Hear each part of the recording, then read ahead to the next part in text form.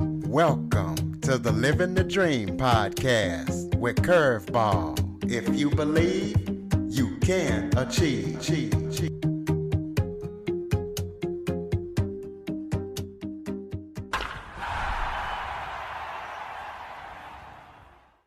Welcome to the Living the Dream with Curveball podcast, a show where I interview guests that teach, motivate, and inspire. Today, we're going to be talking about the ramifications of pornography addiction, as I am joined by pornography expert Joshua Shea. Joshua is an author, a certified betrayal trauma coach, as well as a pornography addiction expert on the mission to get the world talking about pornography addiction and the potential ramifications of being a pornography addict. He is a former addict himself, so he has firsthand experience. So Joshua, thank you so much for joining me today. Thank you so much for inviting me onto your show. I appreciate it. Well, why don't you start off by telling everybody a little bit about yourself? Yeah, absolutely. As you mentioned, my name is Joshua Shea. I am from Central Maine. I have lived here most of my life. And the reason I'm on your show is because of porn addiction, and that the story of my relationship with porn addiction started as an addict when I was a kid. I became addicted around 12 years old. I fully believe that it was a response to trauma that I suffered, abuse I suffered at the hands of a babysitter when I was younger, mental, emotional, sexual. And I think that I didn't have the right coping skills. So around 12 years old, I discovered pornography. A little bit later, at 14 years old, I discovered alcohol. And then from 12, 14 years old, straight up to when I was 37 and got my butt into recovery, no matter where I was in my life, alcohol and porn were the two things that I could always count on. They were the two things that were always there for me. Didn't matter where I was in my life. And when I finally, when push came to shove, I lost my job because of the way I was acting at the last year or so of my addictions. And I lost my job at a company that I was a quarter owner of. So it was kind of a big deal. I wasn't being as close with my family as I'd hoped. I was just really getting to a bad spot. And I ended up essentially being forced into first alcohol rehab back in 2014. I have never relapsed. I'll throw that out there right now. So I'm almost 8 years sober at this point. And while I was there, after several weeks, my case manager asked me if I would talk to a sex addiction therapist, which seemed weird to me because I know I looked at porn, but I just thought that was a result of me getting too drunk and making bad choices. But I talked to this sex addiction therapist, and he proved to me and showed me that porn addiction is a real thing, that I had been dealing with it for even longer than my alcohol problem. And when you look over the course of my life, it caused far more problems than the alcohol and predated the alcohol and really was the thing that controlled my life. So I got my act together through therapy, through rehab. And because I was a journalist in my regular life, newspaper writer, although I did eventually end up being a publisher of a magazine, I decided that I'd do what I do best, which is write. And so I ended up writing my story because when I tried to find resources about porn addiction, the only stuff I could find was like college level written by, doctors and professors. And, while I could work my way through that, I didn't have it was hard to understand. And I understand that most people who deal with this, probably are never going to do that kind of research. If they can't find it on Amazon or find it at their bookstore, they're not going to read it. So I decided to start creating resources for people who are dealing with porn addiction. That was my first book. And my second book ended up being about the spouses who have to deal with the porn addiction, because that's a very big deal as well. In most cases, the addict, whether it's a man or a woman, hides their porn addiction from their partner. And that causes a lot of trauma within their partner. So it's just a big mess. And my life was a big mess. And I'm just trying to, I don't know, pay it forward, pay it back. I was lucky enough to get this albatross off my back. And now I want to help other people, because ultimately I wonder if there's anything that, 8-year-old Josh could have heard, or 15-year-old Josh, or 20-year-old Josh. Is there anything that I could have been told that would have helped me not become an addict of pornography? And all I'm doing is hoping that maybe I'm helping some people the way that I didn't have those resources. So that's what brings me to you today, is to talk to your listenership about this. And again, I thank you for letting me do that. There's a lot of people out there who are still afraid of this subject, still see it as taboo, can't look at the fact that we can, as two adults, have a conversation about it. They're still so afraid of it. And that's the kind of stigma we have to break down if we're going to address this problem. Well, that's why I decided to have you on. So talk about, well, how do you actually know you're addicted, and what's wrong with looking at porn? I mean, just because Okay. somebody watches it, does that mean that they are addicted? Nope. Nope. Just like if somebody drinks, they're not an alcoholic. I can't drink like a normal person, but I know plenty of people who can. My wife can have a glass of wine or two and she's fine. She can put half a bottle of wine away. I could never do that with alcohol. I could never do that with pornography. But when I go to a casino, I can walk away. When I go to a buffet, I can walk away. Things that are addictive substances for other people aren't for me. So obviously, there are plenty of people, far more people do not have porn addictions and look at porn. Latest statistics that I saw, which were from just before the pandemic, said that 80% of men under 50 years old look at porn at least once a month. And 60% of women under 50 years old look at porn at least once a month. So obviously, people are looking, and it's not destroying society, and hopefully it won't. So, what is the bad thing about looking at pornography, even from a non addict standpoint? I'm not going to get into the morality of it, because I think that can be all over the map.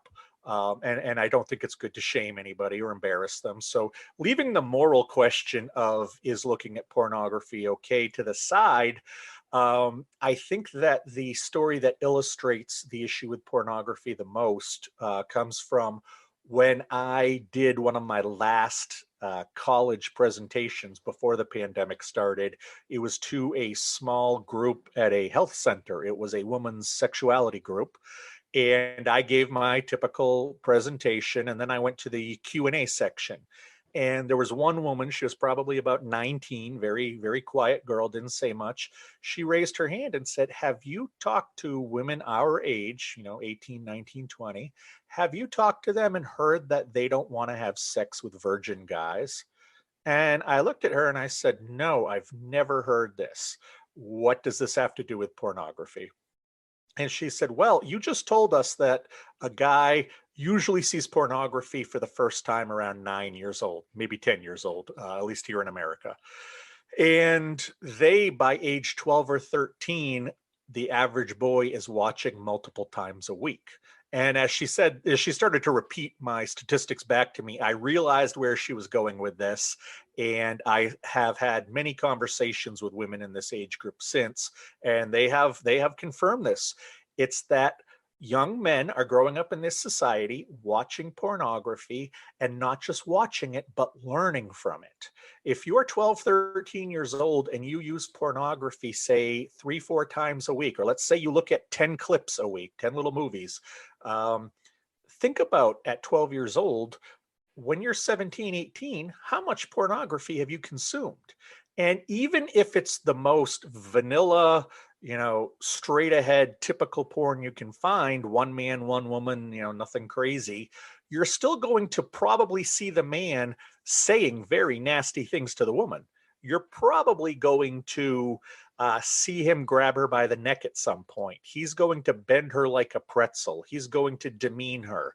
And she doesn't do that to him. And that doesn't even talk about how these, clips all end on the girl's face, which is not how normal people, do it usually.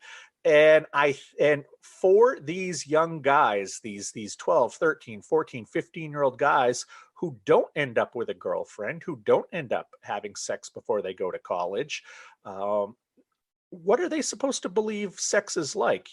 For people like me, and I'm guessing people like you who have been in normal sexual relationships, have been, understand what a normal sexual relationship is. How are these guys supposed to know that? Porn has been their sex ed.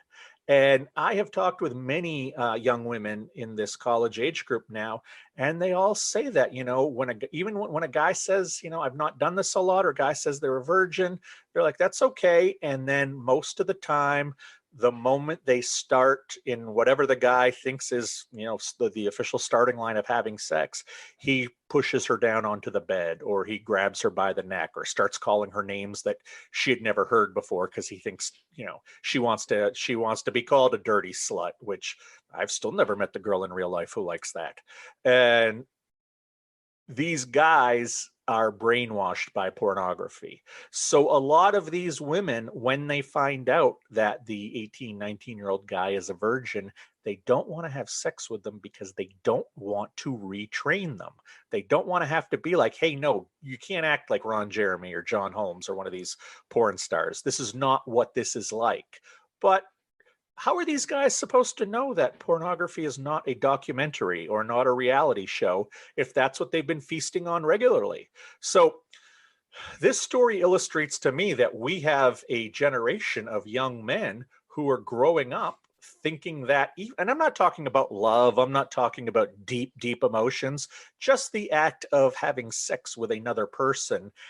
Their mind has been warped by the pornography they've watched.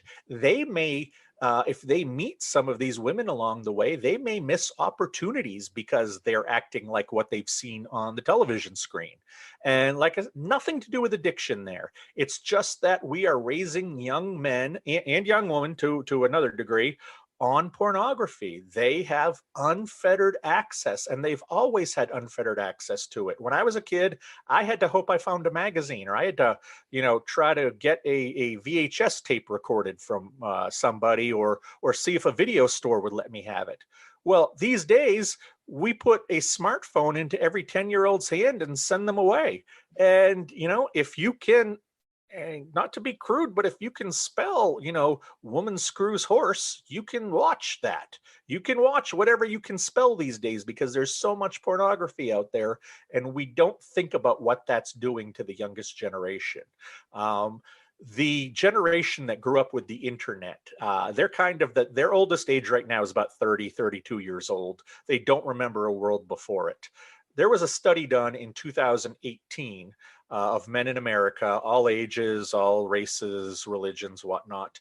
And what they found was that in the 18 to 30-year-old male group, almost a third said they either had a problem by watching too much pornography, that they were developing into an addict, or that they had a full-blown addiction. Now, granted, this is self-reporting, so it might not be 100% accurate, but I think that this shows you that there is a problem among younger men because we've measured that. I think if we went further out, we could see that there's a problem among everybody.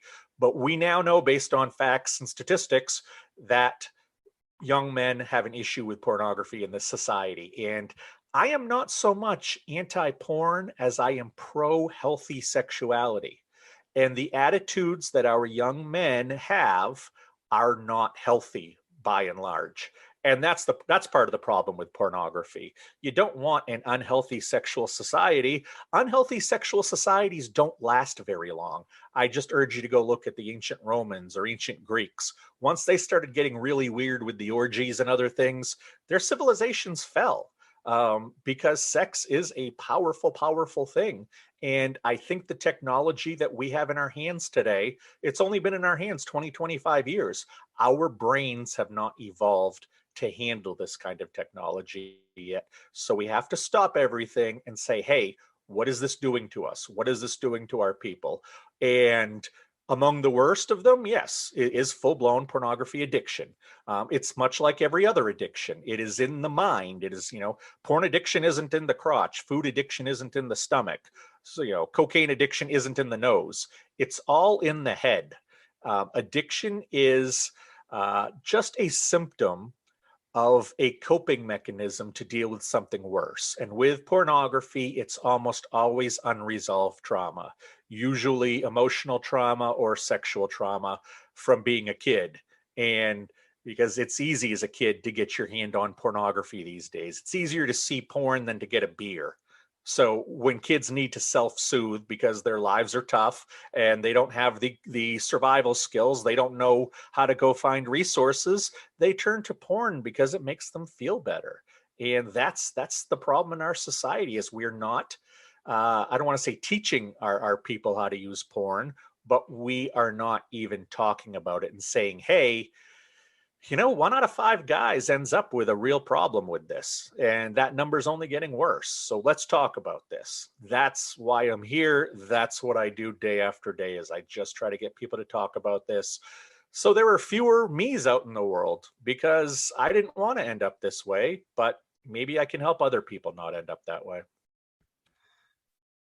Well, let's talk about the pandemic. How do you think the pandemic has changed the landscape of online pornography? Oh boy, it is huge. My most recent book looks at the first 3 months of the pandemic, being March, April, and May of 2020. And if you do things like, and from the consumer end of the people who watch, you look at some countries like India or Italy, the traffic on Pornhub, for instance, from April 2019 to April 2020, 60 to 70% more people in some countries were looking at porn every day. So it was consumed like never before. When you have it being consumed like never before, you need more of a supply. And a website called OnlyFans was there to pick up that slack. OnlyFans has been out 5 or 6 years for those people who don't know about it. It's kind of like Facebook meets Etsy, as strange as that sounds, where people can create a page that's their own homepage, kind of like on Facebook, but they can put up adult photography or adult clips of themselves. And some people do it at a very PG level, wearing, bra and panties or wearing little shorts if they're a guy. And some people go full on triple X on it and are having, crazy, crazy sex.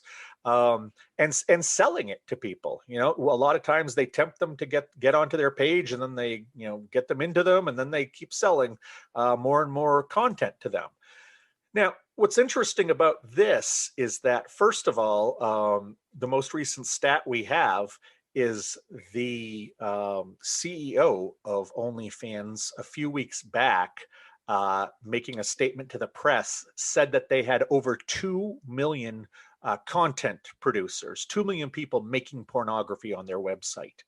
If you go back, he also back around early 2020, he said that as of January 1st, 2020, they had 300,000 people making pornography on their website.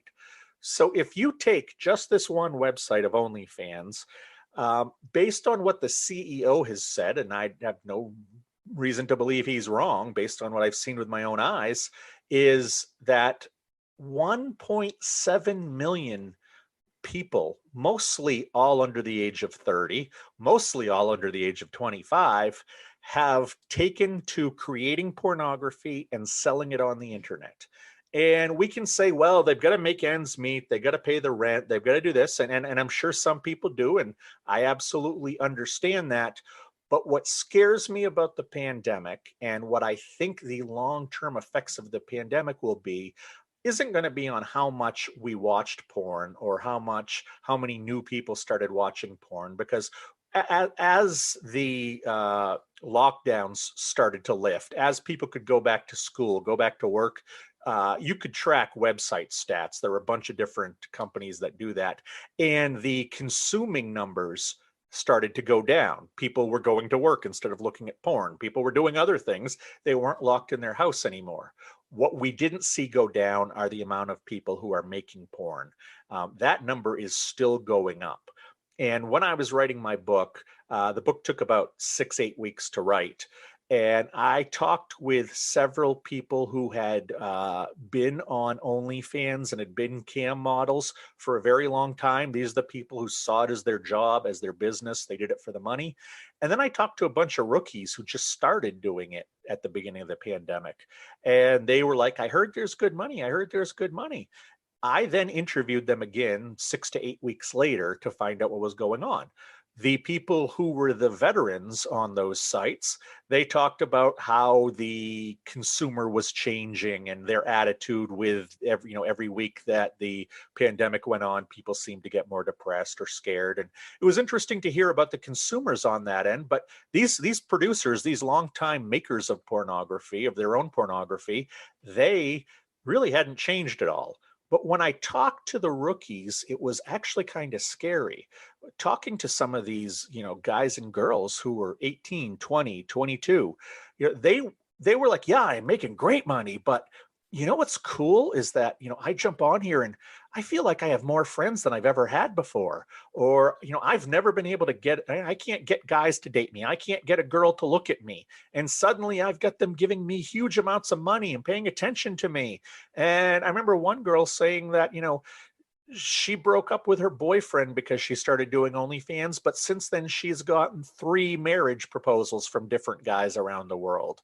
And what I was hearing from these people, these young people who were new at it, was absolute addiction. They were talking about a dopamine rush. They were talking about the feelings they got being similar to somebody who looks at porn or somebody who snorts coke or has an eating disorder. Somebody who wasn't healthy. And in listening to these young men and young women, I'm flat out scared for them because, I don't think it's been identified yet that making pornography can be addictive, but if consuming it can be addictive, why can't making it be addictive?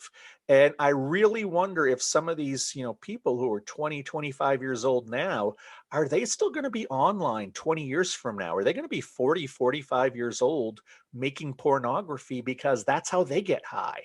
And I don't think without this pandemic that we would have seen so many people experiment with making and selling their own pornography. That's what I think that the long term, when we look back, legacy of this pandemic is going to be. Do you feel like porn addiction is ever the fault of the person's partner who is addicted? No, it never is. And the unfortunate thing, and I've begun to do more coaching and do more writing for the partners because so many of the partners think that they are the problem. Because what often happens in addiction, and this is true with every addiction, that the libido drops. So think about it. If you've been married to a guy or a girl for 10 years, and over the last 3, 4 years, the sex is starting to slow down, and in the last year, it's never even happening, and he just always has a headache, or she always has some excuse to not have sex, and then you find out that 5, 6 times a week they're spending an hour or two sitting in front of a computer looking at pornography.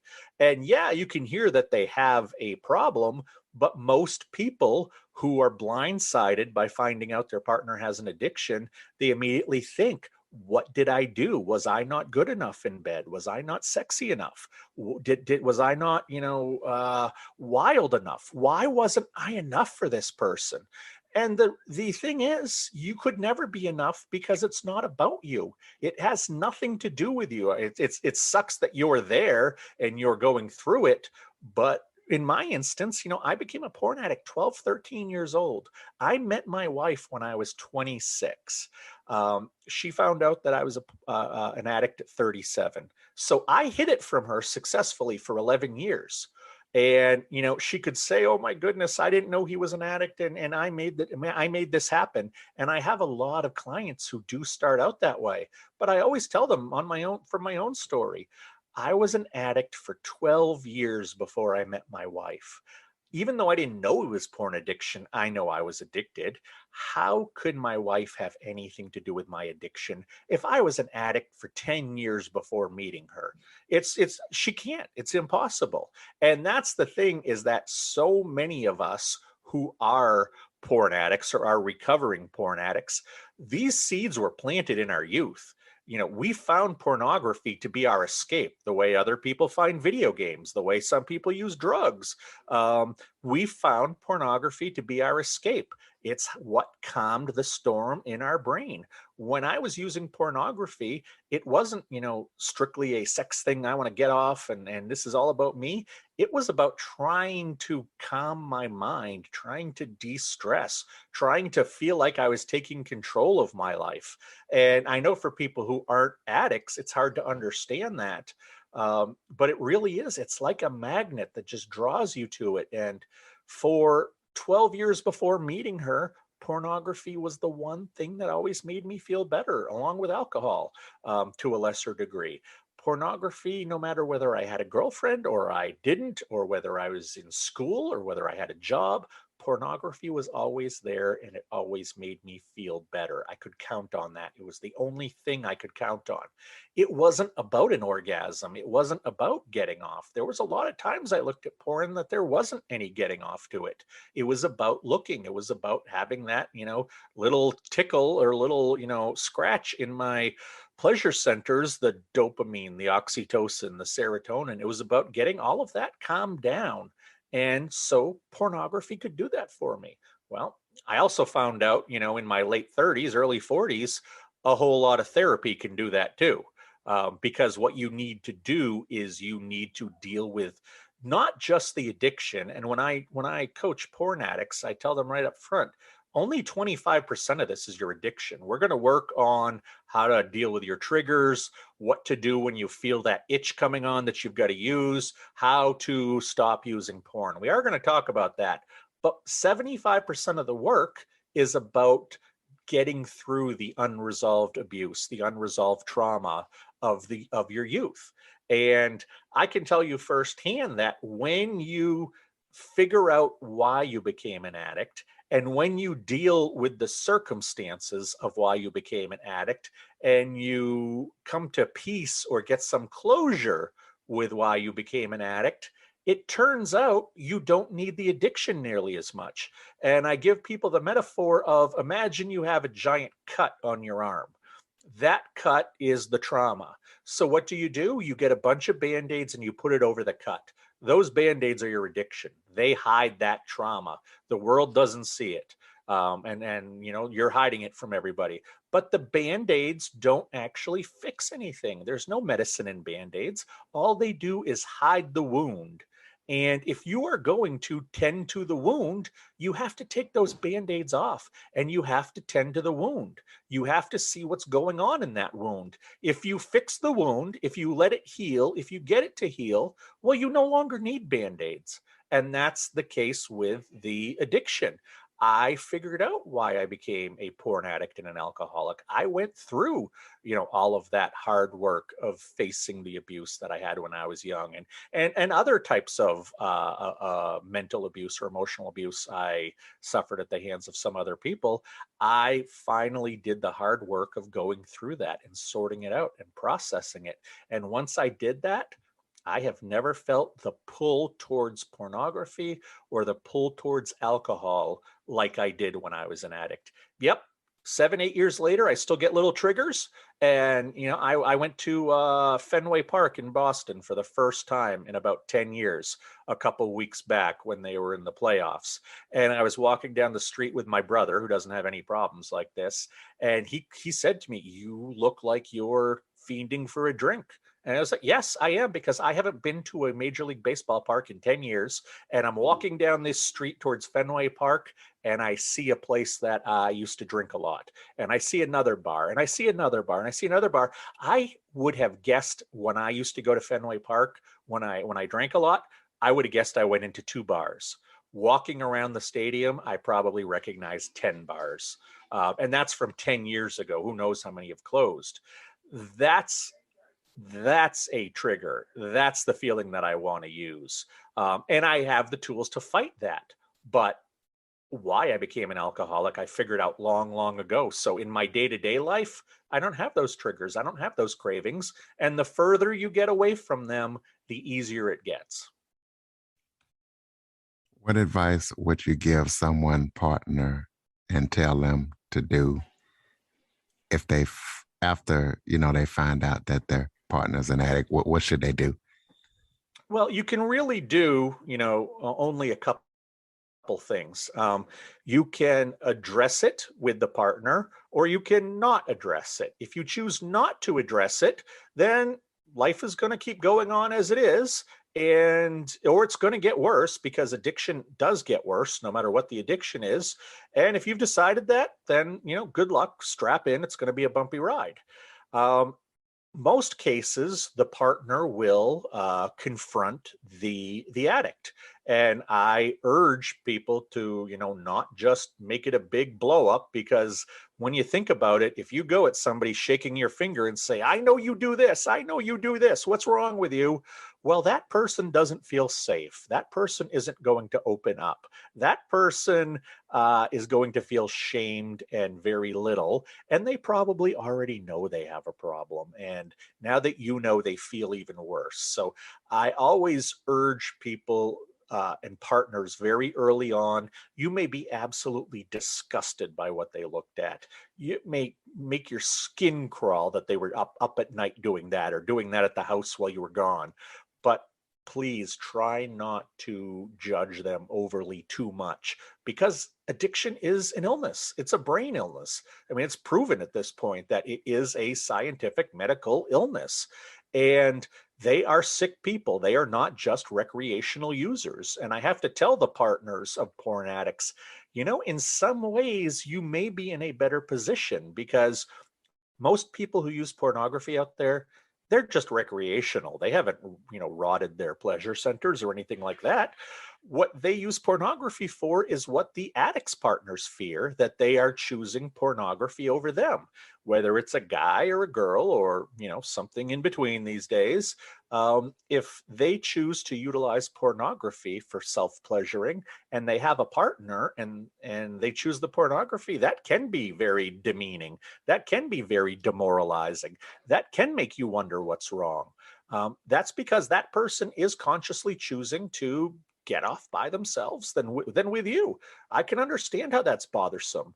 But when it comes to addiction, it's not about getting off. It's about stopping that storm in your brain, stopping how rough it feels, and trying to just get everything under control. You're not trying to, be some sexual Lothario, or see how crazy you can make it. You're just looking for peace, just like anybody who is an alcoholic, or has any addiction. It's about trying to find peace in your mind. So understand that with your partner, if they are an addict, they are sick. They are a sick person. And what you are going to find is that in about a quarter of the cases, when you confront somebody about being a porn addict, they will just flat out say, oh, thank God, now. I can come clean. I need help. I have to do something about this. That was a little bit how I was, in my scenario, that I was glad I was finally found out. I didn't want to keep going the way I was, because the porn and the alcohol I was using it in amounts that I never had before. And so I was one of those who said, okay, send me away. I need help. About 75% of people, when they hear it the first time, they deny it. And I tell people, don't take that the wrong way. Don't take that as defeat. You've planted a seed. And come back in a month and talk about that seed again, or start recording, why you believe they're an addict, or how they're an addict. So when you do talk to them, you can provide them with some evidence. Because when people are confronted with the idea of being an addict, unless they know they are, it's a very strange thing to hear. I went to rehab for alcoholism, and still thinking I wasn't really an addict. I knew I drank too much, but I didn't think I was an addict. An addict, I've seen addicts. They're homeless people living on the side of a building, with the same clothes for 3 years in a row. I wasn't an alcoholic, but I was. I found out when I, did the deep dive when I went to that rehabilitation center. And I think that's what you have to kind of do, is allow the person to find their own way. That doesn't, however, mean you have to sit there and take it all. If this is getting ridiculous, if the guy or the girl is not facing their addiction, if they're making your life miserable, you absolutely have the right to step up and say, "Hey, I have some boundaries, and you need to start looking into getting some help, or things are going to change around here. Maybe you'll have to sleep on the couch. Maybe we'll try a trial separation. Maybe whatever, whatever, whatever." So partners can lean on the addict and try to get them to go get some help, and try to, if nothing else, talk to a therapist for the first time, talk to a coach for the first time, talk to somebody who's been through addiction, and just to figure out, maybe you do have a problem. Maybe it is more than, oh, just a hobby gone wrong.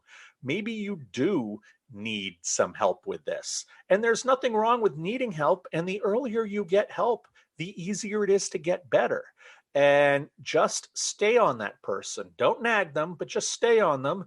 And if they get to a point where you have to draw a line in the sand, draw a line in the sand and say, you are doing this, or there are boundaries. And you don't try to say there are boundaries if you won't enforce them.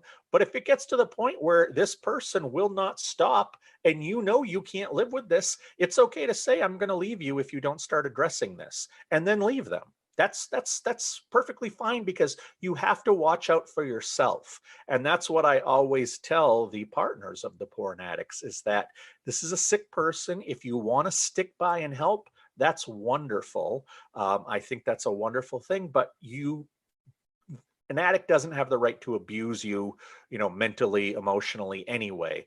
Being an addict is not an excuse for bad behavior. You can't, I have very little tolerance for addicts who are lazy, because I know how lazy addicts are. I was one for years and years. I know what BS artists we are, because I was one for years and years. I should have had a doctorate in gaslighting and manipulation. I was really good at it, because everything was in service of my addiction. Everything was about getting there. And when you discover these things about your partner, it can really rock your core. But I just urge anybody listening to recognize that their partner is sick, and to try to treat them with the kind of compassion that you would want to be treated if you had a brain disease, because that's what ultimately addiction is. But like I said, you do have to balance it with looking out for yourself. You have to practice self-love. You have to practice self-care. It's a tough place to be when you're the partner of a porn addict, but when you find yourself there, you just have to take it step by step. This next question is a two-part question. The first part is, what can we do to keep our kids away from porn? And the second part is, what resources can people go to get more information about pornography addiction? Well, the first part of your question, I hate to let the parents of the world know, but I have been approached by so many parents after I've given a presentation or whatnot, and said, "Yeah, we don't have to worry, because we have filters on our kid's phone." And I will be, I try not to sound too smarmy, but I'll just say something like, "Wow, you're telling me you've locked down one of the 4.8 billion phones in the world? That kid's never going to see porn. And have you ripped all the computers and all the TVs out of your house? Because there's only several billion of those out there too."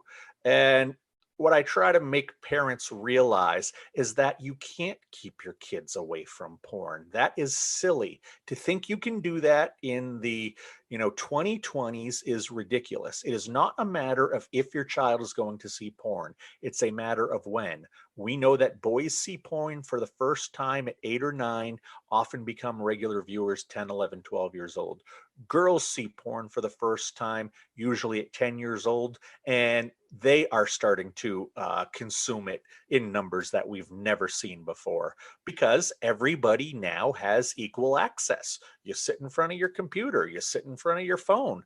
Everybody has access to this stuff. And just because you lock down your kid's phone, you lock down your kid's laptop, well, what happens when your kid is riding the bus to school and the person next to them who doesn't have a lockdown phone holds up the latest stuff from Pornhub or one of these other websites?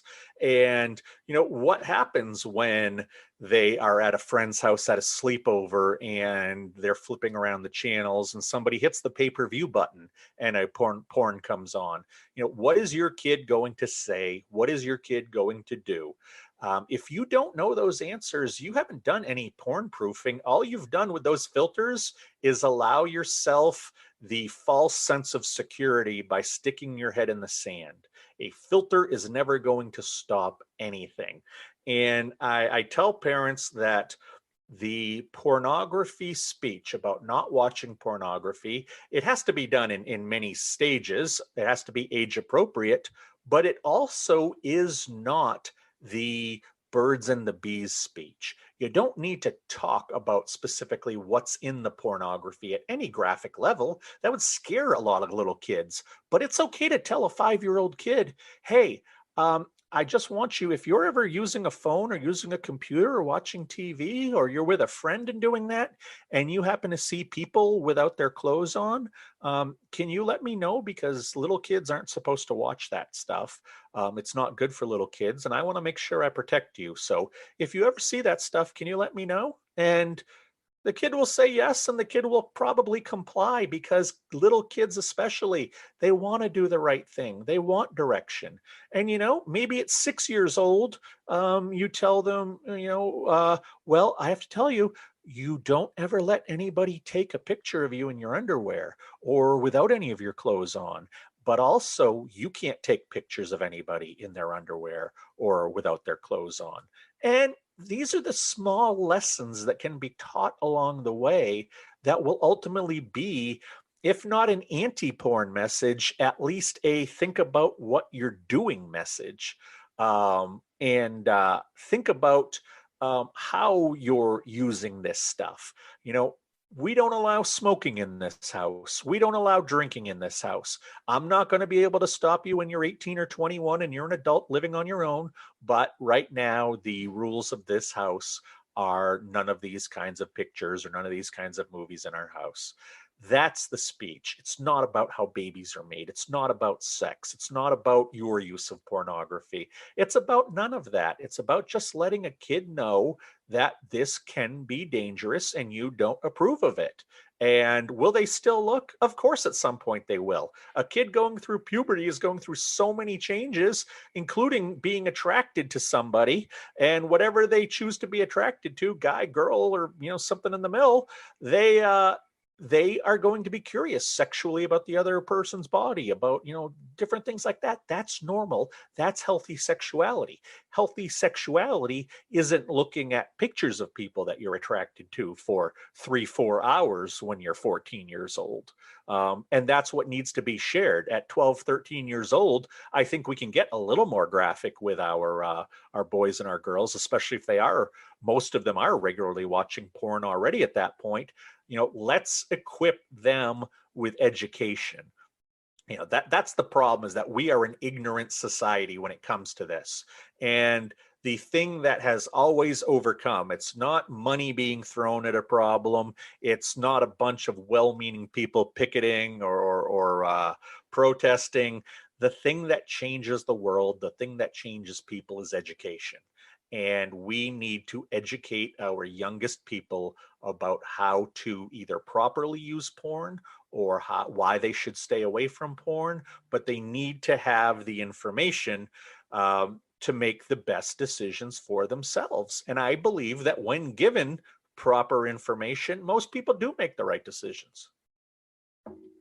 And as far as your second half on resources, I would just tell you to go to my website because there's a ton there.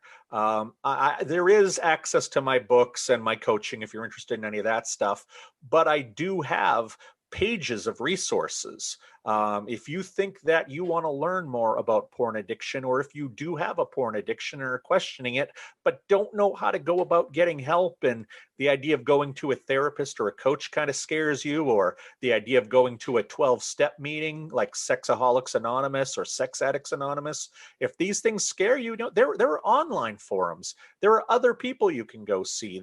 You can do a ton of research. I tried to show that there are many, many ways to get sober from porn addiction. And I give a ton of different ways that you can do it and a ton of links. I also have answers to some questions on there that get asked frequently. So I think it's a good starting point for people when it comes to porn addiction. And that website is that's the letter P, addictrecovery.com, paddictrecovery.com.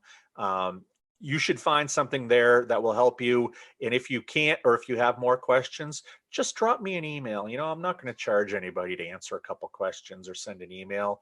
I want to be able to help people. I want to be able to be a resource for people the way that I didn't have a resource. And that's kind of just my penance. That's my way of giving back to the world, because I hurt a lot of people with my addiction. And now if I can help more people than I hurt, maybe overall this was a good thing.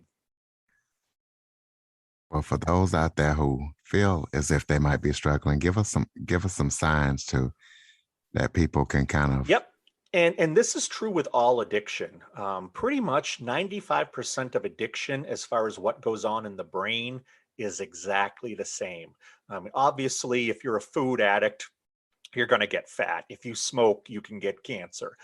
There are different side effects to these different addictions. With porn addiction, as with any other addiction, there are a few telltale signs. First is that you begin to actually ask yourself if you have issues. If you're asking yourself, do I have a porn problem? The answer is probably yes, or at least you're starting to have one. And I always tell people this, it's kind of funny, but I say, do you have an addiction to vacuuming? Like, no. Well, do you think you vacuum too much? No. Do you ever even question it? No. It's like, that's because nobody is addicted to vacuuming, so nobody questions themselves about that. But if you're questioning yourself about your use of pornography or any substance, that indicates that you may want to look deeper at this. And then there are other signs, such as you start to plan your day around your addiction. I could tell you the 2 times a day that I was going to drink. I could tell you when I was going to look at pornography. And my entire day was spent just, kind of waiting to do those 2 things, despite the fact I was a busy guy. That was always the payoff, at the end of the day for me. Also, do you develop rituals around your use? Now, I remember, using the internet when it first came out. Right after I got out of high school was when we all got on America Online for the first time. If I hear the old sound of one of those modems, kind of sounds like the fax machine now, it reminds me of sitting down and looking at porn back then. It brings me back to one of my old apartments and how I would bring my laptop, one of the first laptops that was made, over to the couch. And I had to have the cord plugged into the wall because we didn't have wireless then. And there was a whole routine. And even up to right until before I got into rehab, I would pour myself a giant glass of Red Bull and tequila, and I would put, certain things on TV, and I would always sit down with my laptop in the same spot on the couch. And it's these little things. When you have rituals, that shows you have routines, and routines can easily turn into habits. Habits turn into bad habits. Bad habits turn into compulsions, and compulsions become addictions. That's kind of the road you go on, and people start realizing when it's a bad habit that there may be a problem. If you can nip it in the bud, then that's great. And another big telltale sign, and this is often if you're looking for it in other people, porn addiction is one of those things that's hard to tell. People knew that I had a drinking problem because I would slur my words. I would walk a little bit funny. I would smell like booze. You can't hide being an alcoholic most of the time, especially if you're doing it in public.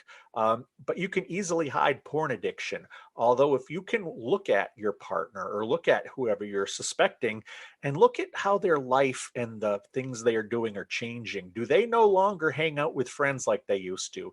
Do they not engage in activities? Let's play an online RPG game. I can't tonight. I'm doing something else. You know, Addicts start to replace what were healthy, good activities with their addiction, because that's often where they have the extra time in their day. They have to go to work, they have to eat, but they don't have to go to the gym for 30 minutes. They don't have to go out to eat with a friend. They can go home and use pornography. And that's a sign when people start giving up on the activities that they enjoyed prior to addiction, that they may have a problem. And those are the early phases of addiction, with pornography. And and like I said, if you think you have a problem out there, talk to somebody. You may not have an addiction. You may have a compulsion. You may have a bad habit. You may be able to just tweak a few things in your life, and you're okay. But maybe you also have what's going to turn into a nasty, nasty addiction. And if you can stop it now, that's great. But you'll never know until you talk to a therapist, till you talk to a coach, till you talk to a recovering addict who has been there, who knows what happens, who has seen people, who can give you a baseline and tell you where you are. You don't know how much of an addict you are of anything. I mean, we see some of our friends, or at least I do, who can't get off their phones at all. And it's like, dude, we're trying to have lunch here. We're trying to watch a movie. And they are addicted to their phone, even if they don't realize it. That is something that, a lot of people, well, I don't think I'm an addict because I'm not this or I'm not that. Well, you may not be a full-blown addict, but you may be developing a problem that will turn into addiction. So if you have any questions, talk to somebody who can say to you, hey, I've been there, or hey, I've talked to 500 other people in your position as part of my coaching or my therapy practice. And these are the experts. These are the people who know what they're talking about. This area is still so understudied. We still don't have enough information about what's going on with porn addiction, that when you can talk to an expert, when you can find an expert, ask them about, the concerns you have, the fears you have. Find them. There are a million of them online. Hell, you want to talk for 10 minutes and tell me about your porn problem, and I can tell you if I think you need more help. Drop me an email, and I'll do that for every one of your listeners if they have that as an issue, because I've been there. I've seen it a million times, and I've seen sometimes where it's not porn addiction. It's kind of funny. I'll tell you, Curtis, that I'll get let's say a wife contacts me and says, oh, I saw one of your podcasts or I read one of your books. I know that my husband is a porn addict. Will you please talk to him if I can set up an appointment? And it's like, yeah, absolutely. And then he will sit down with me and I'll say, okay, did your wife force you to be here? And it's always yes. And it's okay, that's cool. She says, you have an addiction. Why don't we tell me about your use? And assuming they're telling me the truth, because I can't run a polygraph, through Zoom, assuming they're telling me the truth, probably 25% of the time, the person isn't an addict. They may be a horrible husband, they may be a horrible boyfriend, but they're not actually scientifically, medically addicted to anything. And that sometimes is disappointing for the partner, who wishes that their partner had a medical problem and not just that they didn't care. If I've caught him masturbating to porn so many times and I've said no more and you can't do this and this hurts me, and I caught him doing it again, will you talk to him? And then I talk to him, it's like, this guy doesn't have any addiction whatsoever. He just doesn't care what she thinks. That's not addiction. And that's unfortunately where a lot of people are in this country now. She may have the betrayal trauma. She may have some problems because of his porn use. And he may have no idea that he has a problem, or he may actually not have a problem. You need to talk to the experts to figure this out. It's one phone call. It's one sit down in front of a therapist locally. Whatever it is, this is your health. This is just as important as every other aspect. Addiction is a facet of mental health. If you'll take care of your other mental health needs, take care of any potential addiction, any particular compulsion needs. Because if somebody tells you, well, you're very compulsive, that's just a short cab ride from addiction, and you really want to be careful of that. And that's what I advise people to do, is just talk to people who know their stuff. You cannot self-diagnose if you are not familiar with what to even look for. And you also can't say it's not a problem if you don't know what to look for. Talk to somebody who does. And hey, you know what? Best case scenario, there's nothing wrong with you. Worst case scenario, you caught a problem that you can now deal with and you can make better. Because if I can get over a 24-year porn addiction while I was also getting over an alcohol addiction, if I can do this, anybody can. Well, let's talk about some current upcoming or current projects that you have that people need to know about, and also give out your social media links. I know you gave out your website. Yeah, absolutely. And I thank you for the opportunity. It's my whole brand is basically P Addict Recovery. If you want to find me on Twitter or Instagram, and I'm always updating Instagram, it's just at P Addict Recovery. If you want to email me, paddictrecovery@gmail.com. As far as projects, I am setting up a TikTok by the end of November. I have noticed, and in talking to fellow coaches, that trauma and betrayal trauma clients seem to be getting younger. And most of my betrayal trauma clients are probably between 35 and 50. But I think there's a lot of people who are missing the fact that younger men, younger women can have a lot of trauma and need to deal with it. So I'm going to try to start putting out some TikTok content. I'm excited about that because I haven't taken on a new piece of social media in years.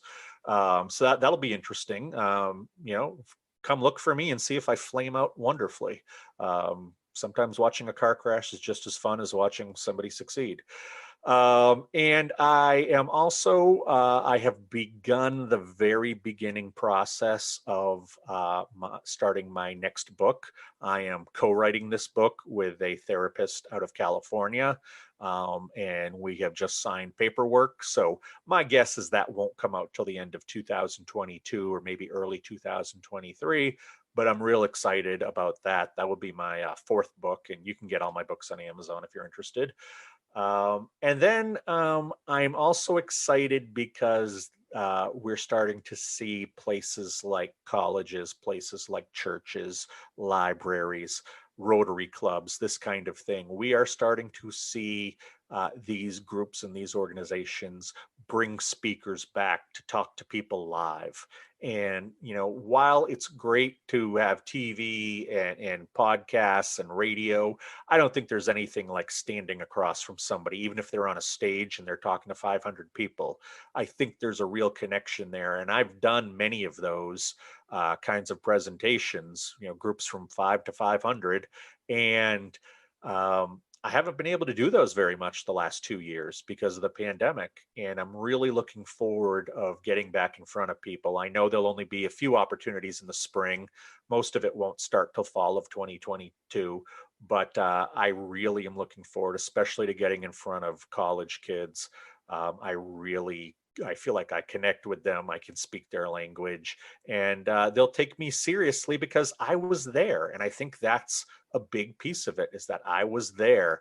Not only do I know my statistics, I know my experience, and I try to keep it as totally real for young kids, because young kids can sniff out BS better than anybody. So those are the things going on now, and it's just, keep going forward. Talk to as many people who will listen to me as possible. Keep trying to do the coaching and work with people one on one. I feel better about my life now, and I feel healthier at 45 years old than I felt at 35 or that I felt at 25. I know I wasn't supposed to be a journalist or a magazine editor, or any of those things that I thought I was professionally supposed to be.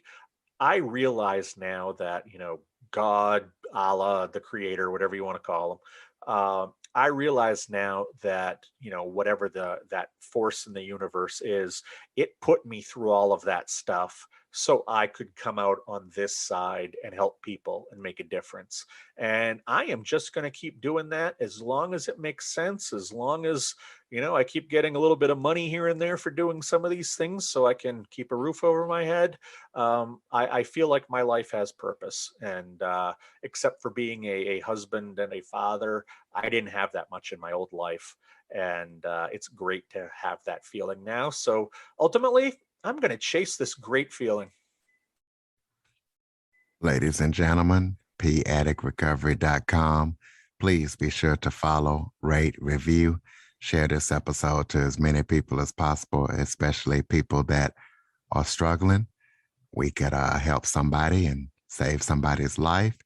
Android listeners, go to the Google Play Store and download the Living the Dream with Curveball podcast app. Joshua Shea, thank you so much for joining me today. And thank you so much for allowing me the opportunity to speak to your listeners. So many people are still afraid to talk about this issue. And while I do have my story, you do have the platform. So I thank you from the bottom of my heart for letting me use your platform to get this message out. For more information on the Living the Dream podcast, visit www.djcurveball.com. Until next time, stay focused on living the dream.